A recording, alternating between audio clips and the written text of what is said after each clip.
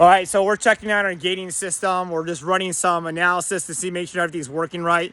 We're having still a couple of little kinks. Mainly our catch guard, which is kind of hard to see in the distance, actually fell over because they didn't set enough concrete. So I'm gonna have the guys come back and make sure that they set enough concrete in, so that way it doesn't get knocked over by the gate itself.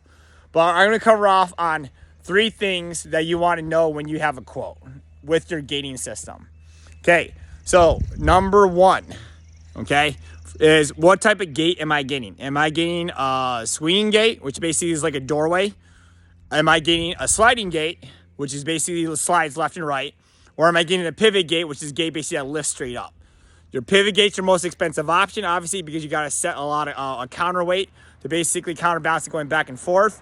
But in particular, in normal climates or areas with lack of space, it works out really well because there's generally less maintenance involved because it's lifty. Whereas if I have a sliding gate, I got to make sure that my rollers are cleared throughout the winter. Okay, number 2. I would say that it's pretty commonplace. Most operators will run a 3-loop system, which loop essentially means it's a detection mechanism that triggers a response. Hopefully that's a good definition, okay? So essentially what that means is that if I drive by a sensor, will that sensor cause the gate to open or prevent it from closing, so that way I don't have the gate close on me as I'm driving out, okay? So ideally, you're gonna have a 3 or 4 loop system. At minimum, you have to have 2 loops, right? 1 to get in, 1 to get out. So how we structure our facility, or actually I guess another option too as well is you have a gate pad too as well on the way out. But how we structure this facility is you see out here, okay, we have one sensor that's out there about 50 to 60 feet.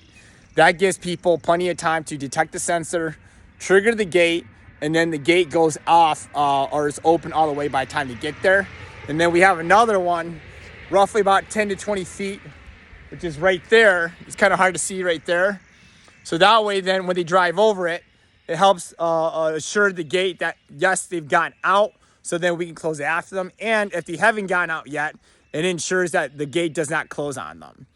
Now, we also have a couple other safeties. So we have a shadow, essentially, which is basically running right underneath it, where anything that comes close to the gate, it detects that. And then we also have another one, which is basically a bump sensor right here, which is this black knob. And what that does is if for some reason either of the 2 safety loops doesn't hit in and somebody hits it while it's closing, then again, it will actually reverse the other way, okay? So that's the other one, so how many loops you get. The other things, there's some other things is kind of, how many rollers am I getting with it? So for example, this one, they only came with 1 set of rollers, which was ridiculous. So we had a second set, but you need at least 2 to 3 sets of rollers because that helps basically counterbalance the weight on the fencing system. It helps it where it basically just doesn't sway as much as it moves. So those are kind of the 3 things as far as the quote. Now, a couple of questions I always ask on top of it after I get the quote is that you may ask somebody, hey, is this gate going to be operational when you are done? And operational to your gate company might be like, yeah, all you got to do is hook it up. Well, what you really need to be wondering is am I completely done? Like, do I have to do hookup? Do I have to do anything for this to work with our software? Which one of the things you also want to make sure too as well is, does this gate compatible with the software that we're using? Okay. Number 2, we also talked about too as well, is the type of loops that you're going to be using. So not just the number. And then number 3, okay, so rule of 3 again, is the actual fencing itself. What do I need to do prior to when the fencing is going to end or gating to going in to make sure that we're ready for you? So if we're doing a sensor where we're running over the concrete and that's detecting the weight from that, we need to make sure that we have all that placed before we pour the concrete, because I don't want them having cut into my concrete after we do that. My last thing I want to have is a non-concrete contractor cutting my concrete, okay? So those are all things that you have to prep for too as well. A couple other things too as well is the placement of your keypad and the placement of those loops too as well.